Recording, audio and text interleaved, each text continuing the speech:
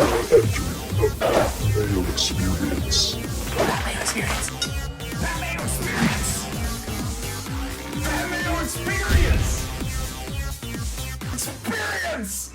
Welcome to the Pat Mayo Experience Waste Management Phoenix Open DraftKings picks in preview. If you want to get into a draw for 100 DraftKings dollars for all you audio listeners out there, and even if you're not an audio listener, now is the time to become an audio listener, because if you subscribe to the Pat Mayo Experience podcast, leave a 5-star review, DraftKings handle, something you like about this show, you'll be in a draw for, get this, 100 DraftKings dollars. If you want to get into the draw for 20 DraftKings dollars, if you are a video consumer of the show, smash the like button for the video, leave your DraftKings handle in the comment section, and tell me which player above $9,000 you are going to fade at the Waste Management Phoenix Open. You do that, you're in the draw, 20 DK bucks, boom. Winners announced on Monday's show with Jeff Feinberg.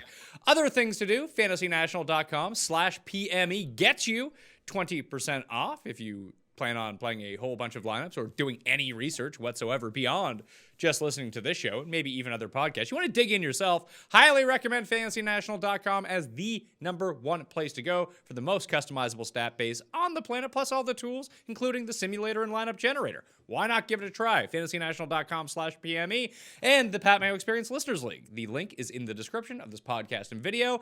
There's around 800 spots remaining. We made it bigger this week, so let's continue to fill that up quickly. That way we can make it even bigger for the following week. More money for everyone. It's rake-free, so you might as well do that. Geoff Ulrich from DK Live is on the line, coming off another Australian winner. Congrats. Yeah, no, I mean, a hot start to the year for me, which is a really nice change over 2019 for sure. But riding those international players, hey, it's nice when the narrative actually works out for one of the 100 times. So which Aussie do we have to go with this week? Is it Matt Jones? I guess so, because I feel like he's like the only Aussie in the field. I'm not playing the Aussie narrative this week, but I am playing the international narrative one more week for sure. We'll get to that guy. So you're big on Sung Jae? Is that the guess? Sung Jae, yes. I think it's a good setup for him for sure. Definitely like those Bermuda greens, Sung Jae does. Yeah, he seems to like all the greens. Either he really likes the greens or really hates the greens, as evidenced by his putting split. It's either a lot of strokes gained or all the strokes lost. Didn't like the greens last week, that's for sure, yeah. But I think he's a big change this week. I think it'll help him. Well, let's talk about the course a little bit. People are plenty familiar with TPC Scottsdale. If anyone owned a Tiger Woods game growing up, then all of a sudden you should probably hook that up. I saw Rick was playing the course. I have the game behind me. I know TPC Scottsdale's in it. We might as well go for it. You can go low on that course. It's just over 7,260 yards, 7,261 yards exactly. Par 71. There are 3 par 5s on the course. There's a drivable par 4, which doesn't generate a ton of eagles, but you can make eagle. A lot of birdies, but a lot of bogeys as well. There's that little pond right next to the green when you're going driving, so there could be huge swings on the leaderboard if it comes down to that. Is there anything particular about this course that you're focusing in on? Not really. Just there's things, but it's kind of a unique course in terms of setup. I mean, I almost feel like its best comparable might be even something like TPC Sawgrass, because it's got the stadium par 3 and a drivable par 4, like you said, and some of the par 4s are longer, where if you can get it out there and hit the fairway, you can give yourself a really big advantage. Like hitting pitching wedge instead of 7-iron in for these guys is huge for the bigger hitters. So. And the 18th is a great example. If you can put it in the fairway deep on 18, you got a wedge coming in. Whereas if you lay back, you're a shorter hitter. You've got a 7-iron. So it's a good course. It favors aggressiveness, like you said. It's got some quirky holes down the stretch, but I think it's great for entertainment. I mean, you got 15 a par 5 with an island green. You got 16 the stadium, 17 the drivable par 4, and then 18 you got a tee shot over water. It's just a fantastic finishing stretch. So. From stats and DraftKings perspective, obviously you want, the distance definitely does play. It's emphasized a little bit more heavier than I think some of the courses we've seen so far this year. Well, the first 2 courses at the Sony and the Career Builder anyways. So something to think about for sure. But at the same time, you're not accurate off the tee here. The desert can hurt you. And if you're not comfortable around these green complexes, that those can hurt you too. So it's definitely an interesting setup. So if you hit up the Pat Mayo Experience Twitter feed or just read my column on dkplaybook.com, you'll see some of the putting splits that I put in there, players who have historically rolled it really well at TPC Sawgrass on these greens. And some of the names you might not expect. Byung Hun An is one of those, which is just shocking. And probably I had to like triple check because I thought that there was an error when I did the calculations. Yeah. I mean, look, Benny's done well at this course, right? I mean, it's definitely one of his favorite venues, and he's a player it's kind of like Sanjay. He's probably had his best putting splits on Bermuda grass. So I'm not too shocked to hear that. But there are some names, some more shot, like Daniel Berger led the field in strokes gained putting here a couple of years ago. Shoffley was top 10 strokes gained putting here. It is interesting to see some of the players that have popped up. These are pure greens. They're not they're faster, but you don't have that bumpiness that the POA that just gets to some guys. They can't handle it. It almost seems like, or they just get frustrated by it quicker. So the Bermuda greens definitely seems to favor some of these other players. It's something to take note of for sure, because I like going back and see who's handled the greens well here. And you can really get players, especially ones who struggled last week, just flip the switch so much because there's such a change in putting surface. Yeah, and one of the other big stats that I'm using this week is the Fantasy National Stat Opportunities Gained, which is a birdie and or eagle putt inside of 15 feet from the green or the fringe. I like it better to greens and regulation because it's not only just greens and regulation, it's greens and regulation or under regulation with an actual chance to make a conceivable birdie. Not to say that players aren't going to make 40-foot putts. That happens. I've heard, per percentages, far more likely to make a 15-foot putt than a 40-foot putt.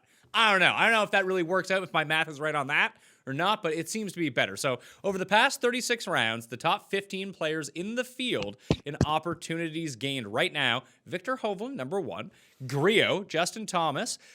I think my favorite guy this week, who, now that I've said him, everyone's going to use him. He's going to be absolutely terrible because I like him to win next week, Geoff. I want to get your take off the hop, $7,000. Jimmy Walker's irons have been shockingly good for like 6 months now. Yeah, I took a look at Jimmy Walker last couple weeks because he did sort of start to pop a little bit starting at the Sony, I think it was. So I would agree. I like waiting on him for one more week. Walker's never been a guy who just shows up at these, and quite frankly, outside of certain venues, really. Like, I mean, when he was good, he'd make the cut here, but he'd never really contend. I think for GPPs though, 7K, I mean, it's fine. I mean, it's definitely a player you can mix in your player pool. His irons are good. I mean, it's just a matter of Walker is, can he sink enough putts on these putting surfaces, and then is he going to find enough fairways? So I think it's a little bit of a risky play this week, but the upside is definitely there, that it looks like something is going to be popping for Jimmy Walker at some point. Now, Riviera's coming up and Pebble. Those are much more likely venues for Jimmy Walker over his career. We've seen him pop even when he's not playing well. So it's an interesting GPP pick. I wouldn't go super crazy, but I kind of like where you're going with it for sure. Oh, I much prefer Jimmy Walker next week at the 3-course rotation at Pebble Beach. Fun one about this week, there's only one course. That's really nice. Yeah, definitely. I don't like these course rotations. Torrey is okay. I absolutely hate Pebble and not really a fan of the desert or whatever, the American Express. Now, at least the 2 is fine because you get the first 2 days and then everyone plays on the same course. The American Express is ludicrous. Yeah, it's ludicrous from a television standpoint, from trying to handicap it. You first round leader and stuff. The one good thing about some of these events is you can find holes in the betting market. Like, especially I think it was last week, when the leaderboard kind of had an outage and some of these live betting places didn't quite catch up to the fact Ryan Palmer was going absolutely nuts.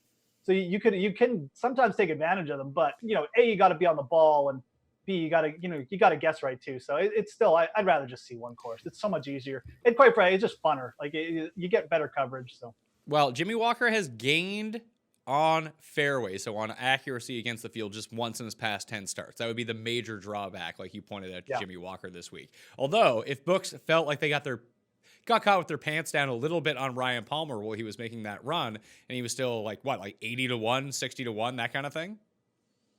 He was 100-1, and I think he was like one off the lead, like, to be honest, because I did hit him up. I was just kind of shocked. I was just breezing through it quickly, and I was just like, Ryan Palmer's out there. They got switched about 5 minutes after, but they were hanging some numbers there on Friday afternoon for sure. Well, do you think that the books all got together, pooled some money, and paid Cuss to tell everyone that Ryan Palmer was definitely going to win? Either that or the books just realized that Ryan Palmer's a really crappy putter, and by Sunday afternoon that was probably going to come to fruition, and it did. So probably what happened. So Hovland, Griot, Thomas, Jimmy Walker, Harry Higgs, the top 5 in opportunities gained over the past 36 rounds. You can customize all these, like I mentioned, at fantasynational.com. If you go /PME, you get yourself 20% off. The next 10 down that list: Morikawa, Doc Redman, Russell, he is the one who knocks, Ryan Palmer, the aforementioned, Corey Connors, Hollywood Hoagie, Trey Mullenix, Cam Smith, your guy, Matt Every, and Matthew Wolff are the top 15. Does anyone on that list shock you? Now, the Hovland ones are tough because when I went back and looked at his weighted stats, that's basically all of the rounds he's ever played, because none of his Euro stats get counted, where he's been playing predominantly, at least in the new year. OHL, Zozo, and CJ Cup don't have shot link, so his past 3 PGA starts were not counted, and none of the 3 Korn Ferry Tour stops he played counted as well. So his last actual one, why his stats are so good, if people are wondering, 10th at Greenbrier, 4th at Wyndham, 16th at John Deere, 13th at 3M, 13th at Rocket Mortgage. He was great those weeks, and that's what's contributing a lot to this.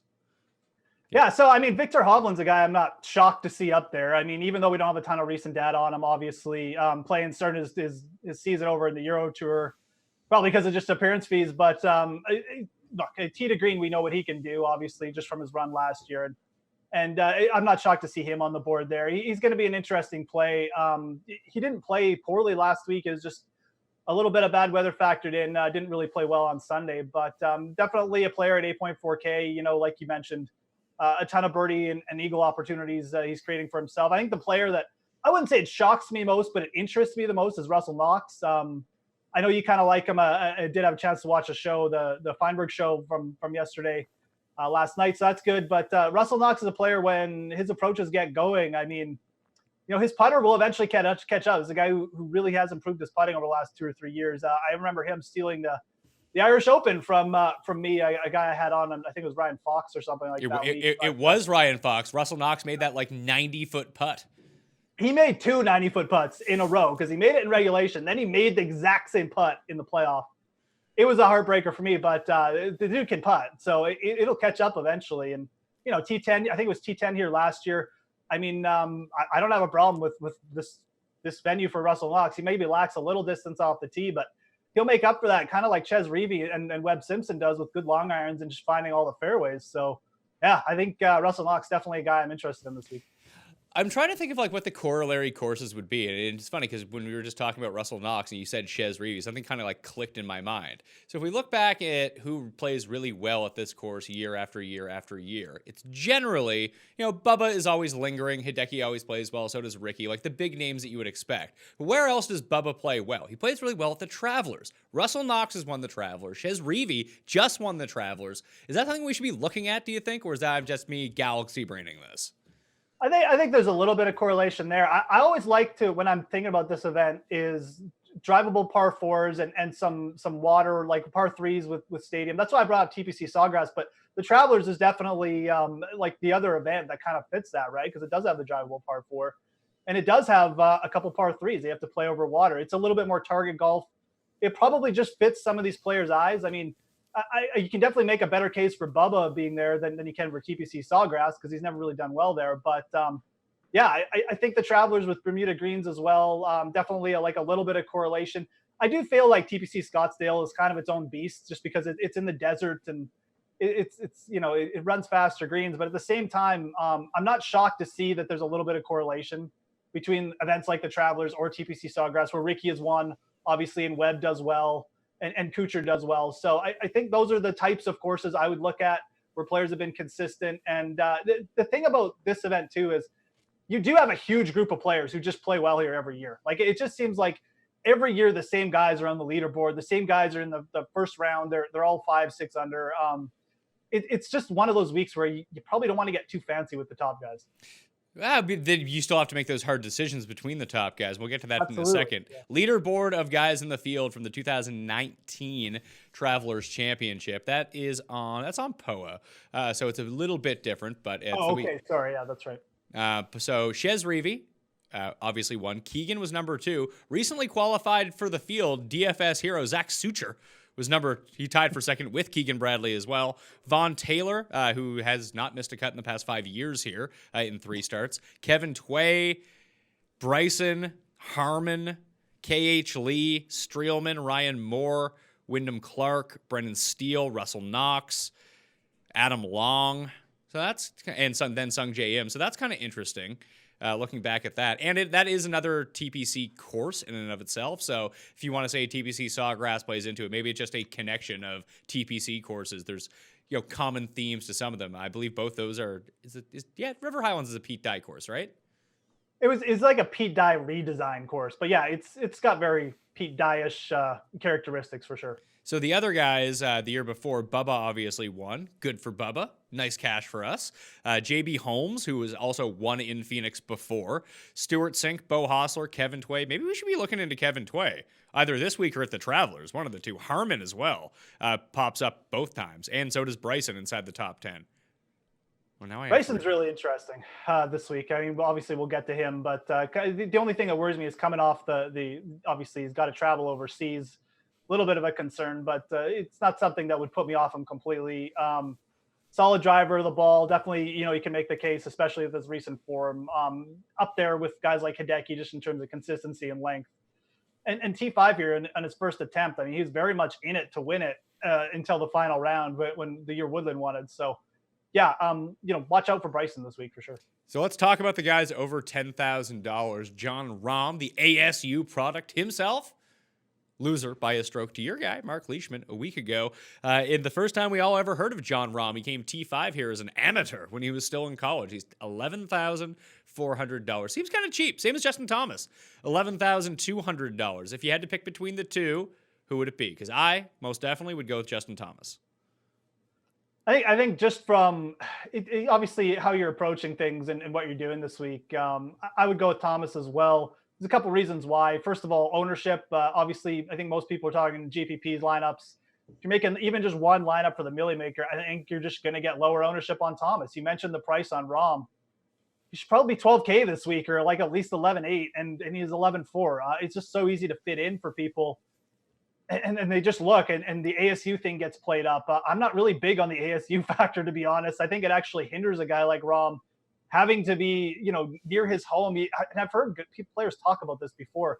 When you're in your own bed and you're, you have the comforts of home, and you also have the responsibilities of home. I think it was Woodland who talked about this, actually. He hates playing near his home just because of those factors. It just distracts you enough. And, a player like Rahm, looking back to last week too, I mean, what did Rahm do really well? He putted on those greens really well. I think he was second in strokes gained putting. He was definitely top 10. It's a completely different surface this week. I just don't know if you're going to see that same kind of performance. Rahm has struggled at times on these greens a little bit. I would much rather go to Justin Thomas. He's just going to be lower owned, a little bit under the radar coming in. Obviously, everyone is kind of talking up John Rahm after the big Sunday, especially the back nine anyways, where he almost made an incredible comeback. But I agree 100%. Give me Justin Thomas over him, especially like I said, if you're entering the Millie Maker. There is no not the Millie Maker. The Millie big, Maker. I'm still on. You're in football mode.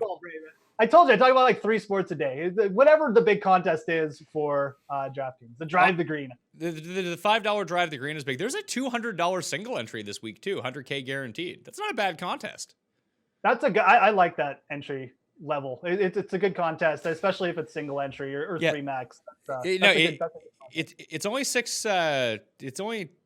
It's only single entry. It only has 555 people in it. Like, that's a good price point for me, because I will play a $200 contest. I don't normally, because I'm not a high stakes player by any means. But if it is single entry, I could get like the 444.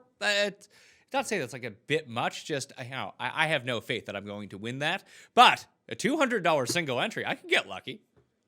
Yeah, no, I definitely like the price, but I feel like DraftKings has kind of left a little bit of a middle, and I'm not trying to criticize DraftKings here. We love DraftKings, but there is a little bit of a, like, between the 444 some weeks and like the $100 single entry, whatever they used to have, there seems to be a bit of a gap. So if they put a 200 contest every week, I like that a lot for sure. So I will disagree with you that I think that Justin Thomas and John Rahm will either be about even in terms of ownership, or JT will be more. Really? That's interesting. Just because he's cheaper. Yeah, but it's only $200 cheaper. I feel like Rom is going to get the boost here. I'd actually be shocked if Rom wasn't higher owned, but I'm not the best guesser on ownership percentages by any means. I usually get a couple guys way off, but I would actually still say that I do think Justin Thomas will be lower owned, but I guess we'll see.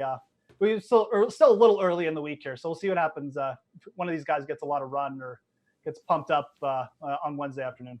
So what I'm trying to decide this week is not so much between the two of them, because I think the move might be just to fade both of them and try to build not necessarily a more balanced lineup, but go top heavy in other spots, because the elites of this tournament are quite high. But if I was to play one of them, I think I'd play both of them together. Yeah, that's definitely an interesting strategy. Go all in, obviously, and then bottom feed with the rest of your picks. It's definitely... It would have worked pretty well last week with Rom and Rory, right? I did that with Rom and Rory, and it did work out like pretty well. It's like I didn't have a ton. Like I don't think I got a 6-6 through with those two, but it wasn't because the crappy guys missed. It was like the hedge middle guy who ended up missing. Someone I totally forget who it would be at this point. It's probably like Molinari or something stupid like that. Why I keep playing Molinari, I have no idea, but I tried it again. But this week you can go with those two if you want to, and you still have $6,900 left over. Like that's not. There's guys in the bottom sixes that you could definitely do. Oh, for sure. Yeah, no. I mean, like most weeks there is, but especially this event. I mean, there's players who've played well here, good course history, and I feel pretty comfortable making a lineup like that. Like you said off the top. 11-4 is really cheap for the most expensive guys. So you can definitely work him in with one other stud. And yeah, Justin Thomas only leaves you 6,900, but that's actually a pretty good average when you're rostering the top two guys to have 6,900 left over. I mean, you can still roster a guy like over 7K. You could still get like Adam Hadwin in there or something. So I definitely don't mind that strategy. And it's going to be very unique. I think most players will side with one of Rom or Thomas and probably just leave the other out. So very unique strategy there. I still prefer just going down to, like you said, I still think fading both these guys might be the play. There's just so much in that sort of second tier of players to choose from that you can probably get lower ownership on some of these guys and really just kind of differentiate still by just going balanced. So I think there's different ways to differentiate this week. So Ricky is next up. He's 10,500. He's followed by Webb Simpson and then Hideki.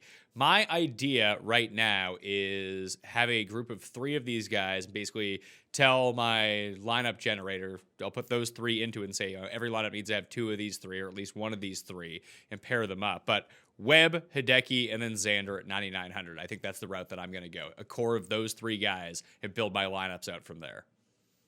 Yeah, no, I like it. I mean, I definitely, like I said, I like having a core from this range, although I'm probably going to fade one of Webb or Hideki just for ownership purposes in the big tournaments or for my multi-entry events, like for the $5 or whatever I'm putting it in. So it's hard for me to pick between those two.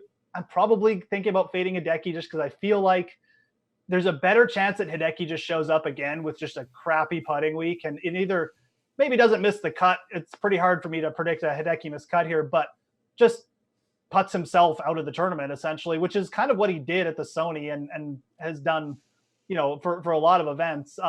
His putter hasn't warmed up at all. Doesn't mean it can't here. Like I said, the greens are so different and Hideki's so used to these greens that it wouldn't shock me if he flipped it. But again, we're talking about ownership fades here. I'm not going to be on in both Webb and Hideki. I just don't like starting GPP lineups like that. Definitely in on Xander though. Obviously a good record here over his first two starts. I think he got bit by the wind a little bit here last year in the last couple rounds, but he putted really well here around the greens. I like that.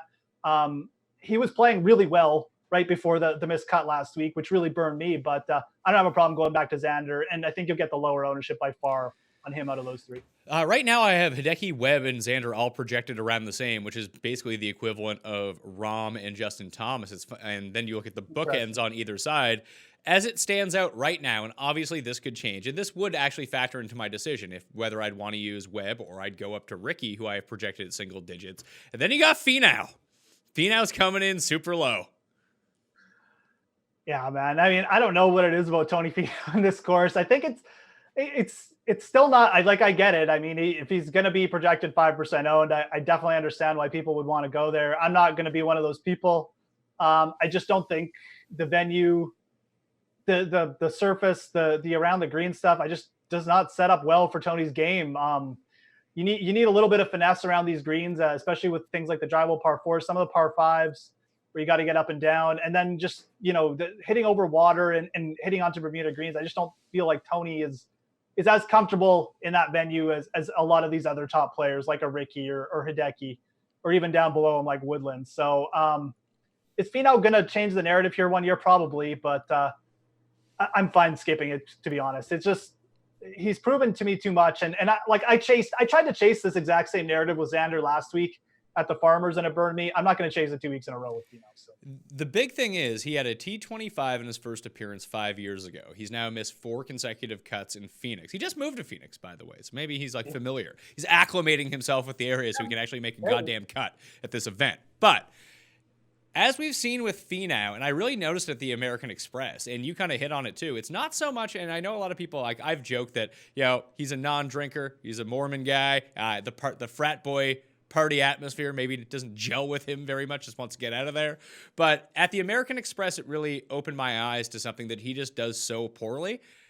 Any course with water, just get rid of him. Remember we used to make that joke about Palmer all the time? That there's water, he's going to find the one little lake and hit it into it.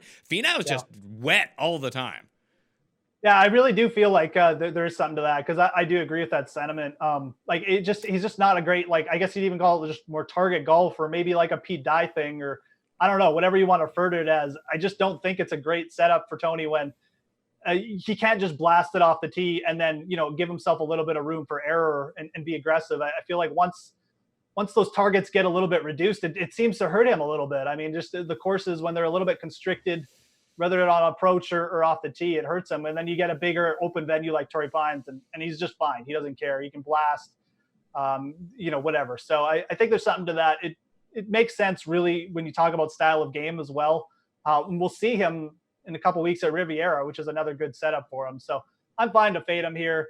There's so many players in this range too. I'm not sure what your ownership percentages on Woodland are going to be, but I don't think they're going to be super high, or not high enough that it would get me off them. So I'm fine going down and just fading Tony again this week. Well, I only have one player currently projected over 20% ownership, and he's in this range. And again, this is a Tuesday afternoon, so a lot is going to change over the next 24 hours. Guys will be like, oh, no one's using Ricky, I'll use Ricky, and then Ricky's the highest owned guy. Exactly. Being the defending champ and playing well here every single year, people will eventually go to Ricky Fowler. But if it does stay around the same level, I have no problem. I'd rather pivot up to Ricky than pivot down off one of my guys to Tony Finau. But after that, you got Cooch, Woodland, Morikawa, Bryson, and Bubba Watson. If I told you one of those guys is projected over 20% ownership, which one do you think it would be? It's probably Bubba, isn't it? It's Morikawa. Morikawa, hey. People just like the roster and these young guys. I mean, I assume Hovland's probably going to get pumped up by the end of the week as well. But it's interesting. I mean, obviously, first time playing the event. I mean, there's nothing wrong with Morikawa. He's a fantastic player, super consistent, doesn't miss cuts, and I assume that's factored into this somewhat. I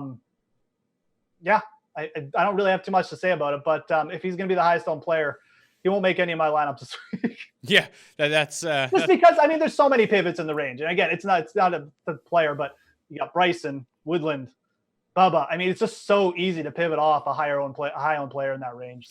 So would you go to Woodland? I have almost everyone here carrying a bit of ownership, except for Kuchar's are just cracking double digits. Bryson's just a bit low, and then there's the ultimate Bubba conundrum. What do you do with this guy?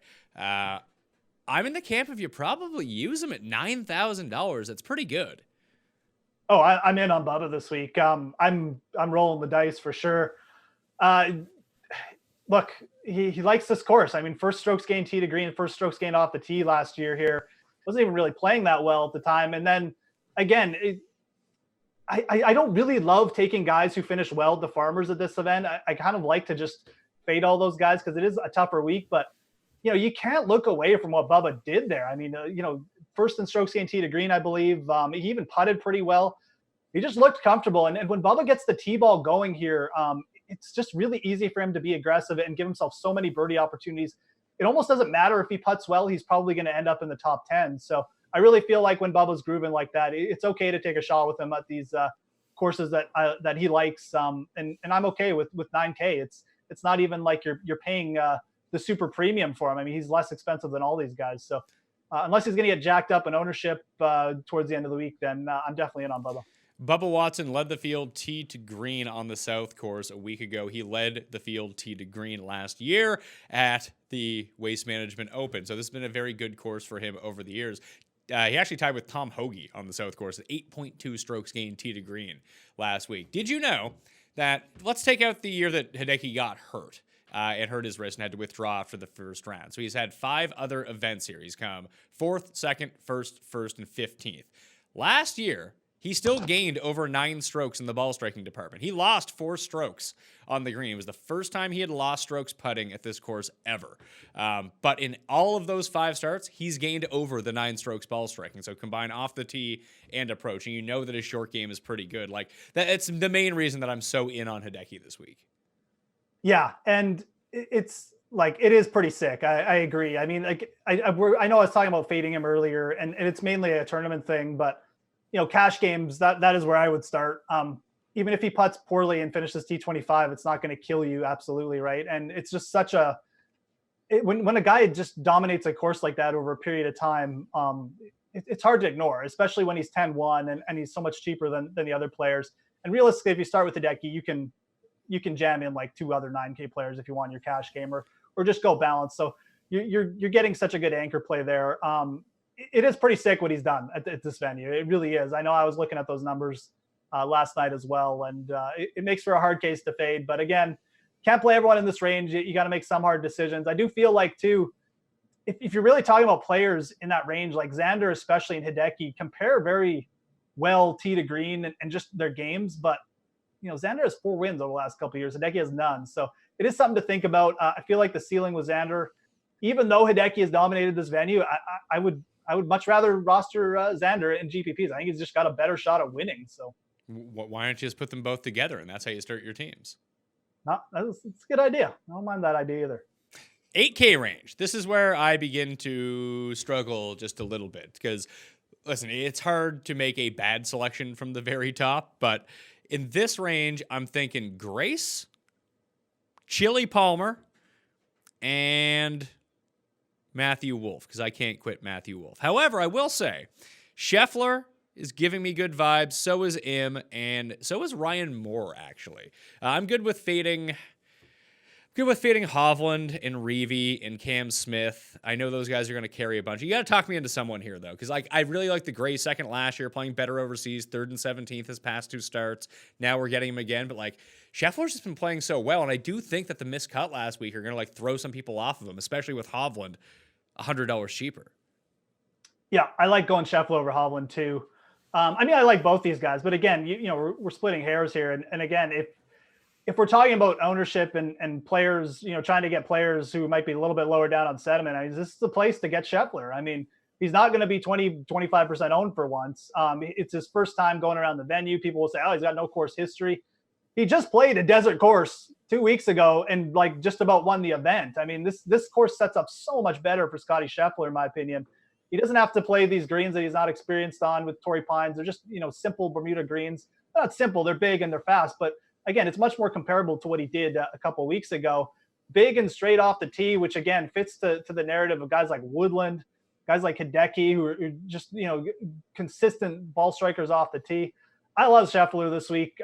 That's definitely the way I would go in the mid-range. I've kind of already made my case for Im in my articles this week. You can check it out on at the Fantasy Guide on Twitter. But a guy who just putts way better on Bermuda. 6 of his top of his 9 top 7 finishes on the PGA since he began his career, 6 of them on Bermuda. I just like this setup for him. He can be aggressive. He's got the good all-around game. He putts better on this surface. I like Sanjay. I like Scheffler. And I think I'm kind of with you on Ryan Moore. Good approach game, consistent player. Although I'm not sure what Ryan Moore's ceiling is necessarily at this event, but I definitely don't mind the price at 8K. All right, so I've now whittled it down to, I think I'm going to fade Sungjae. I don't feel good about it, but I think I'm going to do it. I know he's a good play, but that needs to be a spot where if I'm going to use a lot of the chalky guys up top, probably using Sungjae is not the best. That's where I'll go with Grace. You would go with Grace over Spieth, right? Oh yeah, I would go with Grace over Spieth. Spieth has been okay at this event, but it's he's not gonna be consistent enough off the tee, and then you're asking basically Jordan Spieth to be like as consistent as Webb Simpson has been with his irons, which is just you haven't really seen enough from Jordan Spieth yet to say that he can do that. So I just there'll be a spot probably to get back on Spieth maybe next week at Pebble, but I'm not quite there yet. So Grace, Scheffler. I'm going to use Palmer again at $8,200. I don't know if people are going to go back to him, but I mean, his worst finish this year is T21. Like he's been really good despite and that was last week and he was winning going into the final round. He's been really consistent, especially off the tee, which is probably a really good sign for this event. I worry a little bit about that putter that has seemed to really fail him over the weekend. And then, you ask him to putt on fast Bermuda greens. I feel like the wheels might come off this week. It's just a feeling I have. Tee to green, there's no argument to be made. He's been spectacular, quite frankly, over his last 5 starts. I understand people who just want to play the stats like that.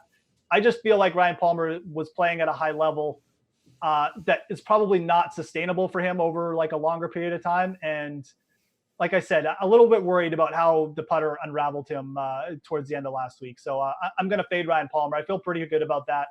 I would much rather take a shot at Matthew Wolff, quite frankly. I just feel like has better upside this week. So I get the Palmer. I get why people would go back to him, but not for me.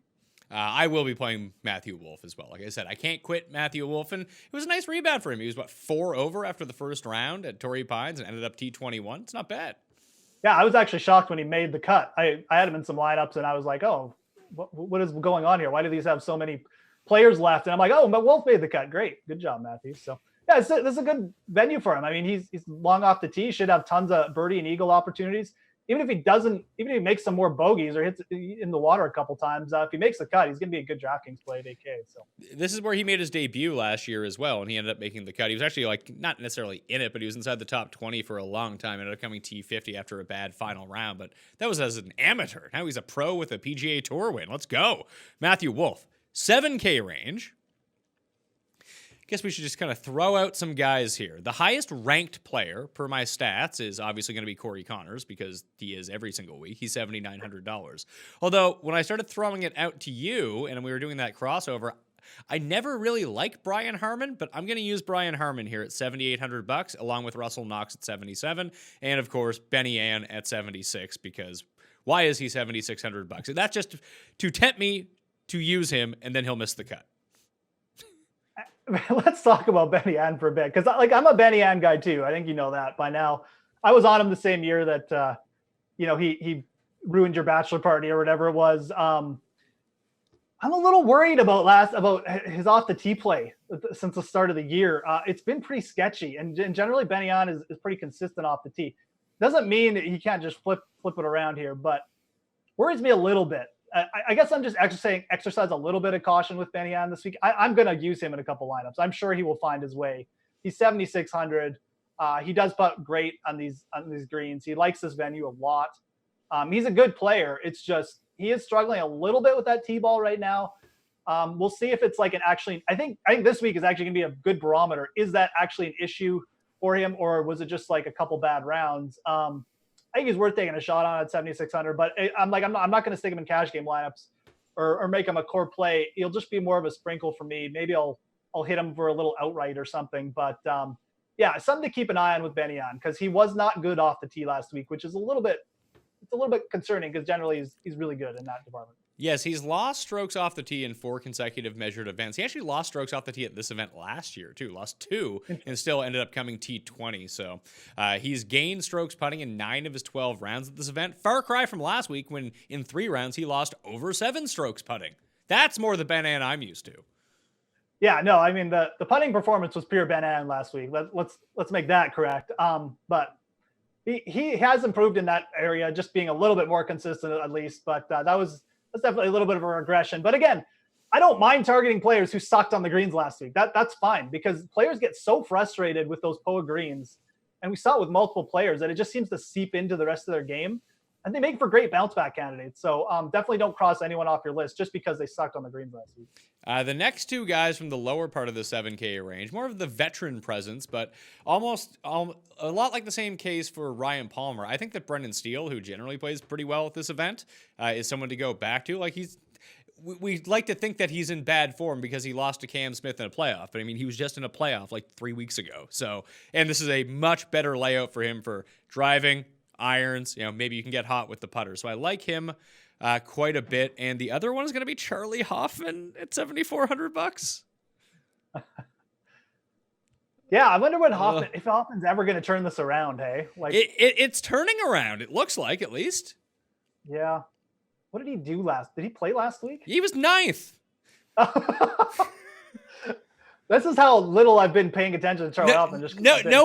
No one is paying attention to him. So in his two weighted rounds at the American Express, he came T61, played the Pete Dye course really well, gained almost 4 strokes on approach, gained in both ball striking. He gained across the board in every strokes gain metric last week in the 3 rounds at the South course. Like it looks like it's happening for old Charlie. And I talked about that Travelers crossover. If I took the stat modeling I did for Waste Management and just applied it to Travelers over the past 36 rounds, and Charlie Hoffman actually rates out number 1 if we were to use Travelers. This is great. This is why I come on this show, to get the good info.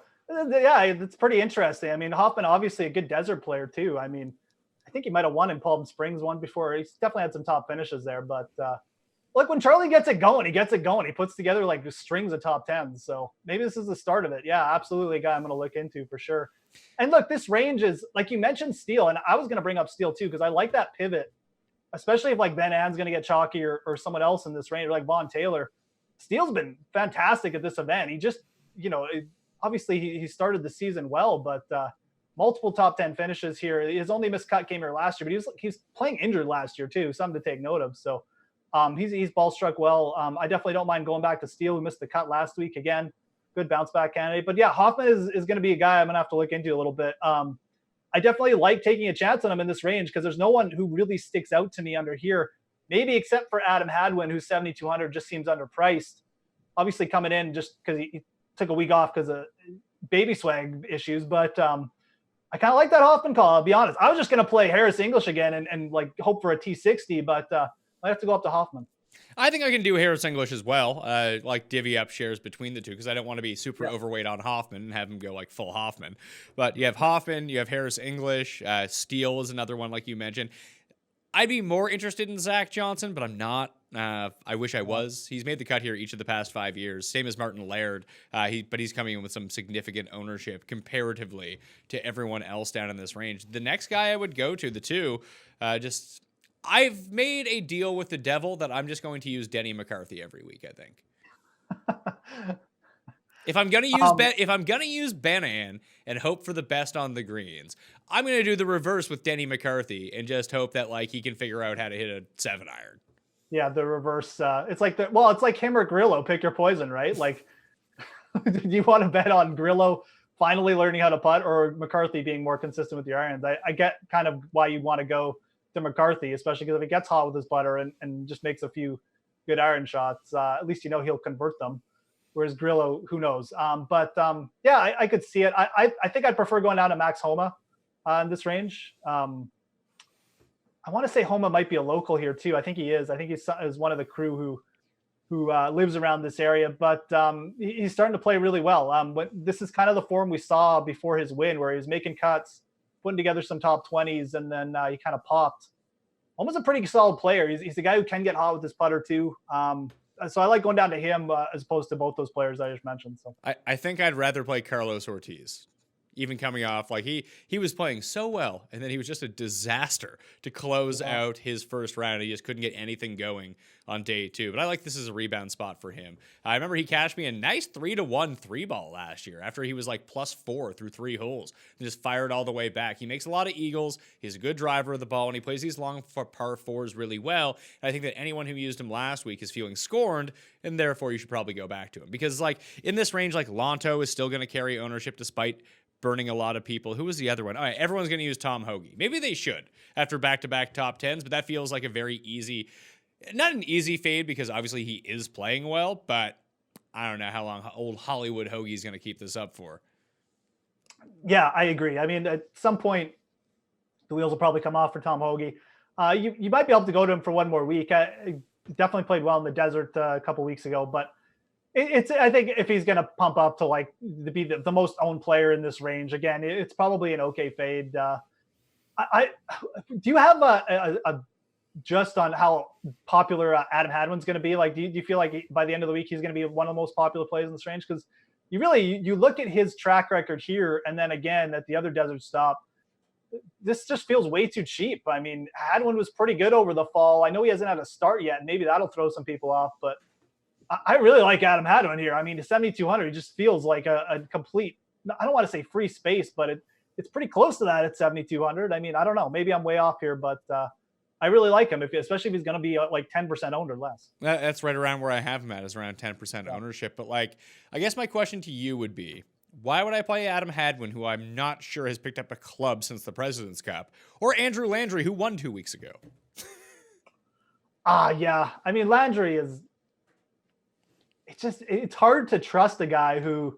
I agree with you. I agree with you about not trusting Andrew Landry, but like if we're going to try to reverse engineer the logic between one of these guys doing well, it would occur to me that maybe Landry's just kind of like riding a hot streak. It might take Hadwin a round or two to get like everything back to normal, and you just don't have that time here. You have a bad first round, you're done. Yeah, no, absolutely. And that I guess that's obviously the major concern with Adam Hadwin. He hasn't had a start yet this year, and he's probably been practicing a lot. It's just, baby swipe thing is nice to talk about, but it is kind of hard coming in off a newborn, right? So it's going to be an interesting week. I just feel like at 7,200, I'm going to get some exposure at the very least, just because I feel like you're getting a discount on a guy who's performed very well at this venue. And like I said, at the other desert stop, the Canadians definitely like their desert golf. So I'll be in on Hadwin a little bit. I definitely get the case for Landry, just, a solid approach player.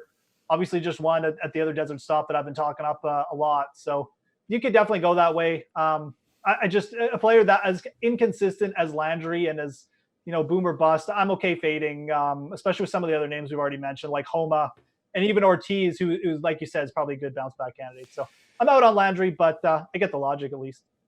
Jimmy Walker, 7,000. We talked about him. Matt Jones, the Aussie, very good at making eagles. Makes a lot of eagles, and you can eagle all of these par fives. Yeah. Matt Jones is an aggressive player, and he came back and made the cut too. He kind of pulled a little mini wolf, although he didn't do anything on the weekend, which sucked. But he's been making cuts. Obviously had the win over in Australia. I'm not sure if people know, but he did win one of the Australian PGA events early December.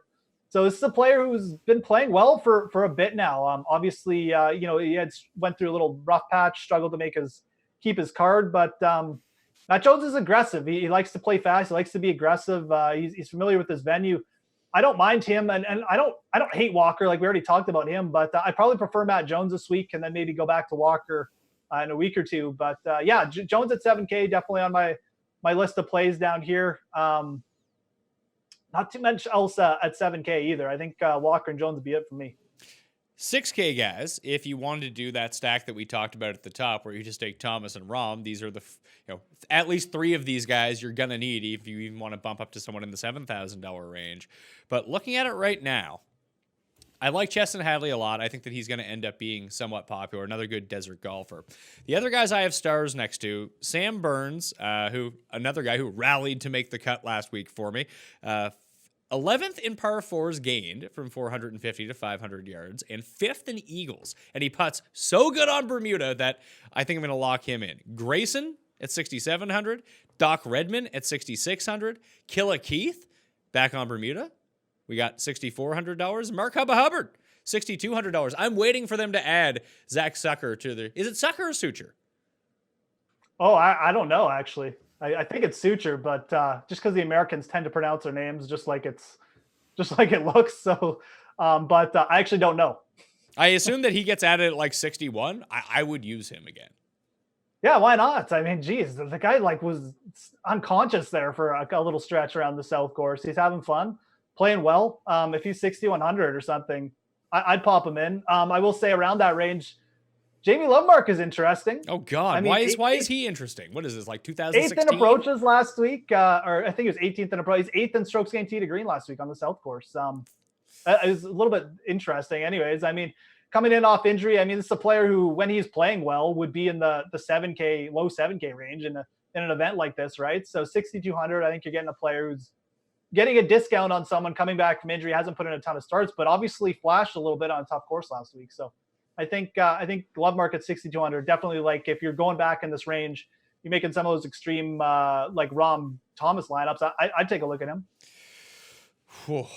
I mean, last time you came on the show and I threw shade on one of your plays, the guy won the event. So who am I to talk? But I don't know. 350 to 1. Jamie Lovemark this week, Pat. I'd rather bet Keith Mitchell at 350 to 1. What has Keith Mitchell done, though, except with this Bermuda thing? What has he done over the last month? Nothing. He's done nothing. He's done basically nothing since he won an event on the PGA Tour. A year ago.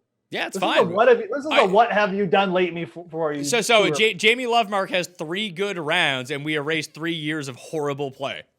That's right, yes. Okay. I don't know if I want to go that low, but like this seems like a very good Hubbard course to me. Just because I know he can pile up birdies and like in bunches. He's been really bad for the past 2 starts, though. He missed the cut at Sony when everyone was on him. He did make the cut at the American Express 2 weeks ago. So I do like it. Like par 4 courses, he tends to play par 4s really well. You just need to see if he can get hot with the putter, and I think that he can. Yeah, Hubbard. I mean, look, Hubbard's a pretty good player. I mean, he was playing well for a long stretch there. So a couple missed cuts, it shouldn't put you off him too bad. I agree. At 6,200, like quality wise, obviously his track record over the last 6 months is a lot more quality than a guy like Lovemark or even a guy like Sucher, although Sucher has popped a couple times. So Hubbard 6,200, I don't have a problem with that. I think it's actually a name I would definitely circle down here. I think if you're looking for more of just like a boom or bust play, Brandon Hagee has been playing well. 6,300. He's a guy who could easily T9 or just miss the cut completely. But for GPPs, I'm fine with that. So that's another name I kind of had circled. But Hubbard down there for me for sure. Probably if you're just looking at quality, especially over the last 24 rounds or whatever, or 50 rounds, he would probably pop up as top play. Are you going to use Harry Higgs, do you think? Harry Higgs is Raz's boy, right? That's the guy he always brings up. Is whose? Ben Raza. Yeah, he loves Harry Higgs, and Higgs. Yeah, he loves Harry Higgs. Yeah, Higgs has been good. I know he's been really good, and he wears those glasses like he's just going to a frat party after the round or something. I prefer Sam Burns like a lot this week. You brought up some really good points about just the opportunities and the conversion and the Bermuda. I'm not so high on trying to chase guys from the leaderboard last week. Higgs is playing well, but I would much rather go back to Burns, who, again, better Bermuda putter, and wasn't really in contention last week, which I kind of like. I think it'll keep people off him. So I prefer Burns over Higgs, but I get why people are playing Higgs. He's playing well. He's really consistent. He's making cuts. So yeah, Higgs is someone to look at for Riviera, I think, to be perfectly honest with you. Yeah. In 5 starts so far this season on Bermuda grass, he has yet to gain strokes putting in any of those events. But he does have these like pop finishes, like on Post Paslam at the Bermuda Championship, he was 2nd. Last week at Farmers, he was 9th. Maybe he just plays longer courses a little bit better. Yeah, it could be. I definitely feel like he's a guy who, when his putter gets hot, he'll pop like we saw last week. But again, it's such a change in surfaces. I'm not going to bet on it happening 2 weeks in a row, especially because he's probably gaining some steam for sure this week. And I don't think he'll be super popular or anything, but as we generally don't get that many chalky plays under 7K. But I prefer Burns, everything considered. Even if we're just throwing ownership out the window, I would still prefer Burns. Highest projected owned players in the 6K range right now, Hadley and Higgs are 1 and 2, 9% and 8% as a projection. Doc Redman 9%, but I think that's more of a fantasy national thing where I'm drawing this ownership from rather than a public thing, because he's rating out really, really good in the stats so far this week. And really, outside of like Harold Varner, who's like 5%, that's it. Yeah, I mean, I guess like Chesson Hadley chalk week is going to be interesting.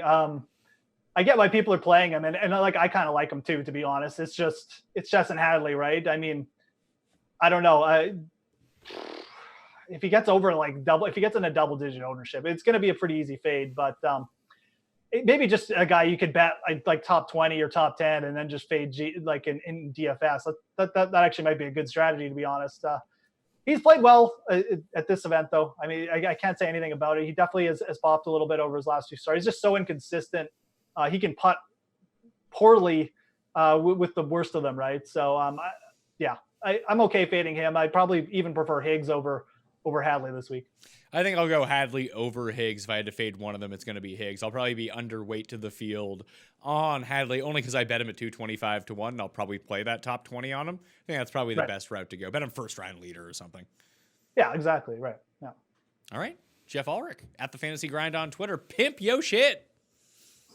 Yeah, you can follow me on Twitter at the Fantasy Grind. Obviously, DK Live app. Definitely download that. You can catch some hot vids from the hot takes from the Sweat Show, which is a morning show, obviously every day on the interwebs. You can find that, and you can look me up on my own little blog too, thefantasygrind.com. I usually throw some betting thoughts up there for the week too. So, thanks for checking that out. All right, that'll do it on the Pat Mayo Experience. Let's see here. Oh yeah. If you want to get into a draw for $100 DraftKings dollars, subscribe to the Pat Mayo Experience audio podcast. Leave a 5-star review. DraftKings handles something you like about the show. That's a very easy way to get in the draw. I mean, it could be your best week ever. $100 on DraftKings just by winning a draw. Be better than listening to my advice. Maybe not Geoff. Geoff's been very good, but not me. You'd probably lose if you listen to me. $20 DK draw. Smash a like. Leave your DraftKings handle. Tell me which of the top players you are going to fade this week. FantasyNational.com/PME to get yourself 20% off, and the Pat Mayo Experience Listeners League link is in the description of this video and podcast. That'll do it. Good luck in Phoenix. I'm Pat Mayo. I'll see you next time. Pat Mayo Experience! Experience!